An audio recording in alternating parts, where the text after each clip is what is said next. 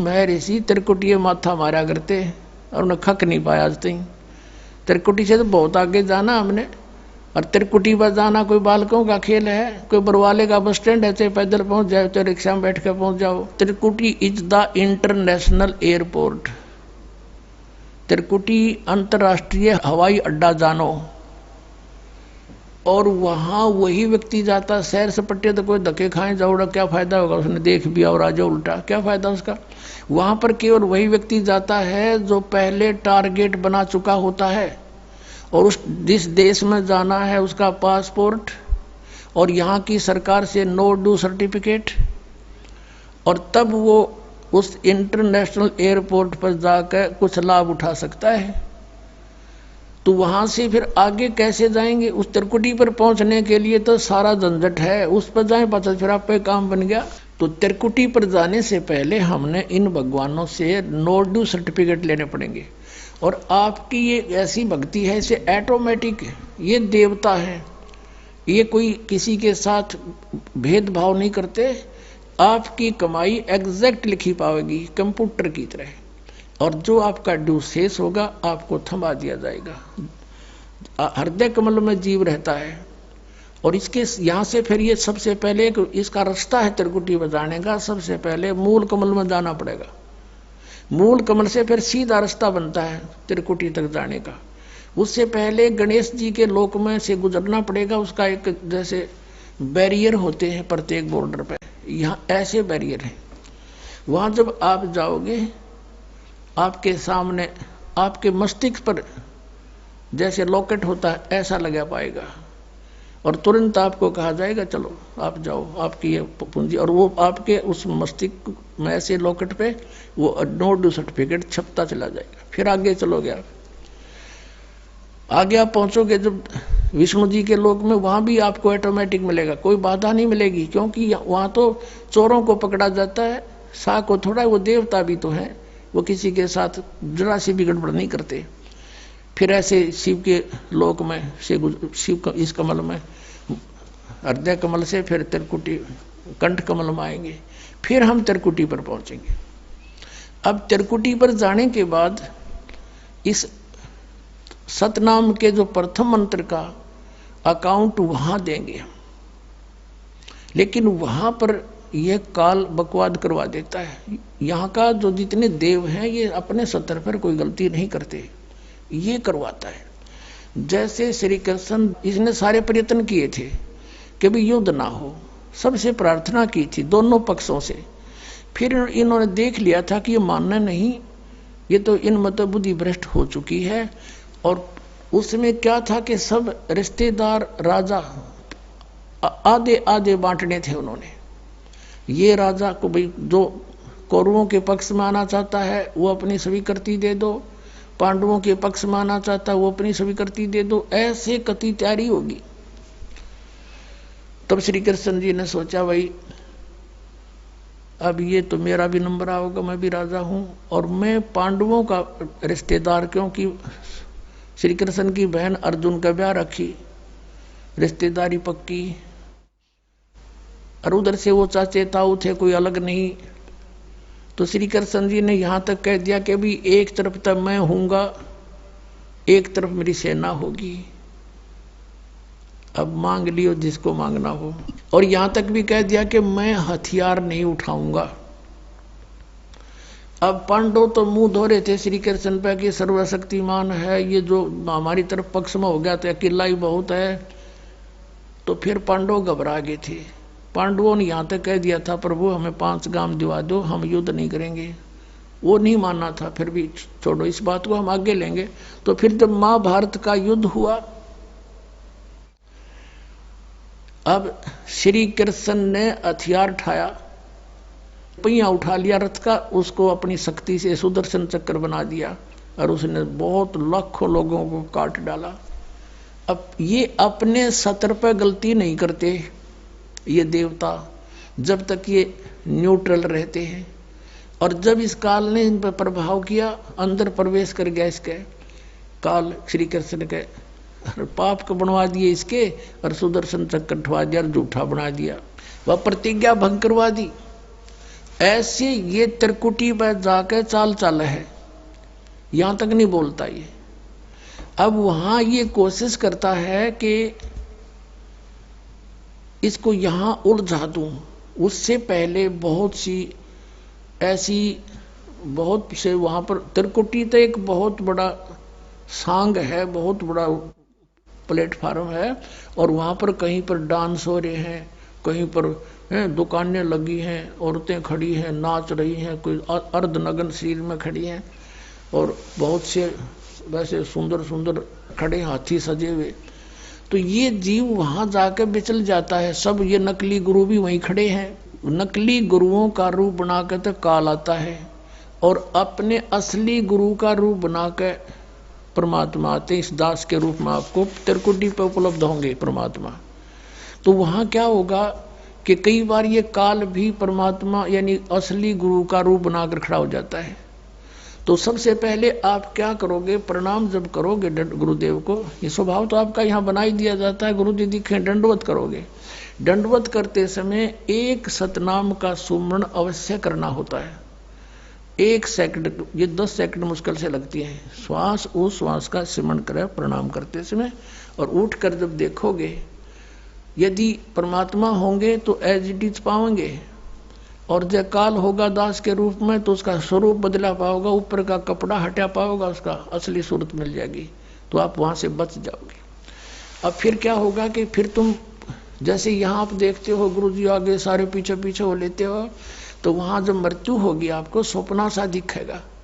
जैसे आप किसी ऑफिस में गए हो किसी कामवश, और वहां आपका काम फटाफट होता जा रहा है, नहीं होता है तो आप दुखी हो रहे हो, बार बार बैठ कर रो रहे हो, तो ऐसे ही चलेगा वो। तो वहां जाते ही जब आपको गुरुजी दिखेंगे, आप एकदम इसी स्वभाव से जो आपकी यहाँ रिहर्सल हो रही है, आपके अंदर जो आस्था कसक पैदा हो रही है, ये वहां काम आवेगी आपके। तो ये सब रिहर्सल यहाँ कराई जा रही है कि गुरु को परमात्मा जानकर ये सब क्रियाएं करो, तो वहां ये आपके काम आऊंगी, वहां अपने यूज होंगी ये सारी फार्मूले। तो जब आपको ये पक्का हो गया कि ये है गुरुजी, फिर आपको लेकर के धर्मराज के दरबार में परमात्मा जाएंगे इस दास के रूप में, और धर्मराज से कहेंगे जी इसका हिसाब कर दो, भगवान का आदेश है, आप लो अपना ये एक इसकी कमाई जो तुम्हारे सतर की वो प्राप्त करो। ओम नाम की कमाई और ये यज्ञों का जो बचा हुआ यहाँ पर योग हो गया सो हो गया यज्ञ, फिर भी बचे हुए भी आपको वहां देने पड़ेंगे कि आप अपना संभालो अपने सतर की। जैसा कि आपके संविधान में लिखा है, ये पवित्र वेद पवित्र गीता भगवान का संविधान है, इसके विरुद्ध जो कार्य करता है वो दोषी है, चाहे जज है चाहे बिना जज है।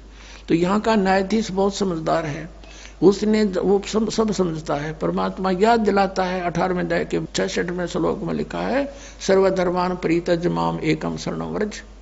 अपना अपने सतर की जो तुम्हारी है वो अपनी लो, इसकी पूजाएं और इसको छोड़ो, आगे चलेगा ये।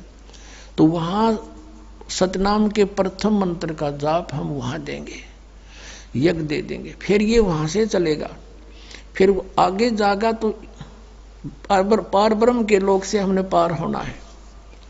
वहां पर सतनाम के दूसरे मंत्र की कमाई जो श्वास उश्वास से की हुई है, ये उसके दरबार में जाकर अक्षर पुरुष यानी परब्रह्म के लोक में जाकर के उसको देंगे, वो आगे जाने अलाउड कर देगा, उसके 7 संग ब्रह्मांडों से पार होना हमने सहयोग देगा वहां से वो वहां तक जाने का उस टैक्स के बदले में। अब यहां बताया है कि जे तू पढ़ा पंडित बिन दोई ना अक्षर दोई नावा, और पर्णवत नानक एक लंघाए जे कर सत समावा। अब ये 2 अक्षर का नाम जो सतनाम है, ये हमें भंवर गुफा तक पहुंचा देगा। भंवर गुफा है, जैसे अभी तक हमने 10 द्वार सुने थे, तो यहाँ परमात्मा ने गरीबदास साहिब जी के माध्यम से कहा है कि 12 मद मैल मठ बोरे बहुर ना दे धरे रे। वो तो 12वें द्वार को पार करके है वो मठ, वो स्थान, वो ठोड़ ठिकाना, फिर जहां जाने के बाद बहुर ना दे धरे रे, फिर दोबारा जन्म कभी नहीं होता। एक 10वां द्वार तो इस शरीर से निकलना है।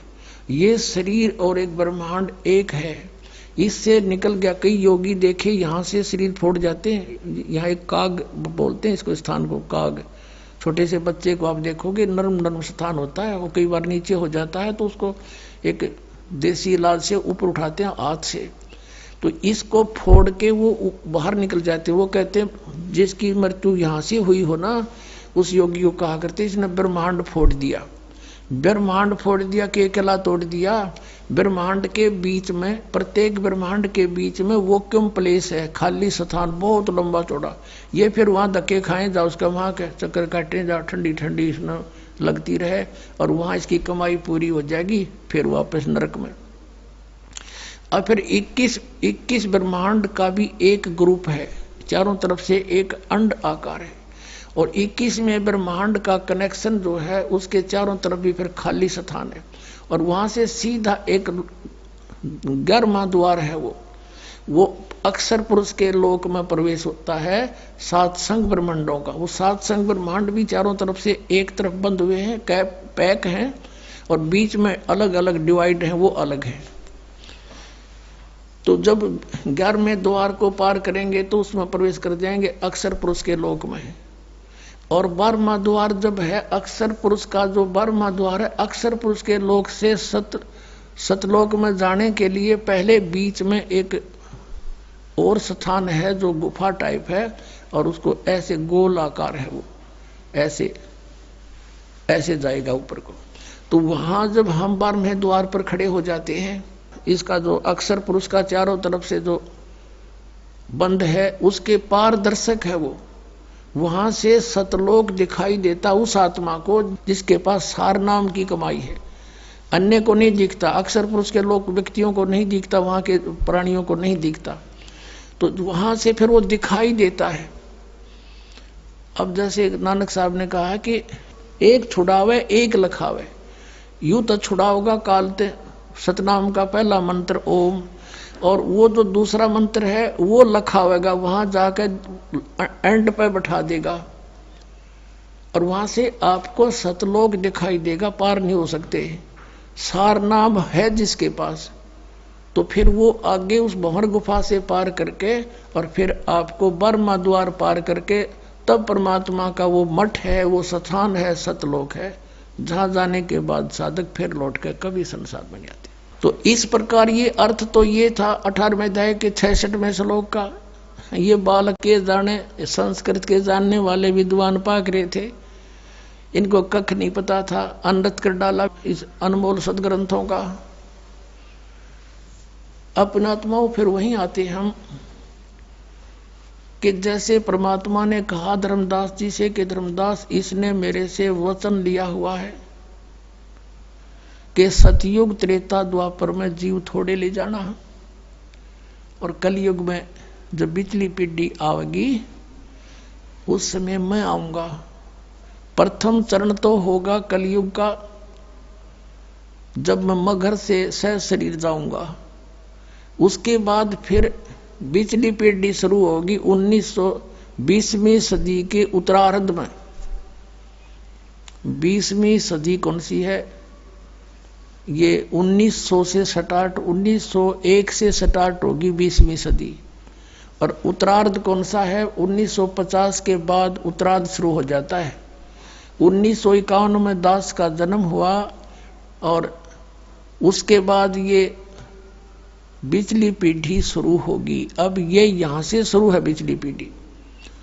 1947 में भारत आजाद हुआ, उससे पहले भारत में शिक्षा नाम नहीं था। 1947 के बाद जब दास 7-8 वर्ष का हुआ तो शिक्षा का सूर्य उदय हो रहा था। हमारे सतर की हमारी बहनें थी, उनको पढ़ाया नहीं जाता था। हमारी छोटी बहन थी जो सबसे लास्ट, उसको शिक्षा की फिर अलाउड हुआ धीरे धीरे, नहीं तो हम इतने शिक्षा के गुण से अपरिचित थे। तो फिर देखते ही देखते अब बाढ़ आ गई शिक्षा की, परमात्मा ने लानी थी। अब ये चैनल नहीं थे, पहले आप देख रहे हो सन 2000 तक कोई भी ये न्यूज़ चैनल एक्स्ट्रा नहीं थे, और ना ही कोई ये आध्यात्मिक चैनल थे। ये परमात्मा ने दया बख्शी और स्वयं अपनी बुद्धि देकर अपने सतर से जीव से यूँ काम करवाया है, ताकि मेरे बच्चे घर बैठे सत्संग सुना करेंगे। मोबाइल बनवा दिए हैं, पहले तो एक टेप था, बिजली चली जाते रहे, जा बैठे जाओ बैठा रहो, 1 घंटे में आओ इतना और काम हो जा, वो असली समय बर्बाद हो जा जब समय था फुर्सत का। तो ऐसी दया बख्श दी परमात्मा ने, जेब में डालो, कान में लगाओ और सुनते रहो और काम भी करते रहो, मंत्र जाप करते रहो। और ये शिक्षा ये परमाणु बम बनाने खातिर ना दी थी, ये नॉलेज इसलिए दिया था, ये तो अपने साथ खरीद ली इन्होंने परमाणु बम बना के। और क्या की खातिर? एक पृथ्वी के टुकड़े पर कट कट मर गई दुनिया, महाभारत हो गया, लाखों मर गई, या पृथ्वी यहीं रहेगी। यही एकड़ जमीन, ये किले जमीन आपको दिखाई देते हैं। अरबों खरबों व्यक्ति रजिस्ट्री करा करा लठम लट्ठा होकर मर गए, यही नौके नो यहीं रह गए, वो चले गए कि तो कुत्ते गधे की योनी में। तो काहे के लिए मरे खप्पे यहाँ पर?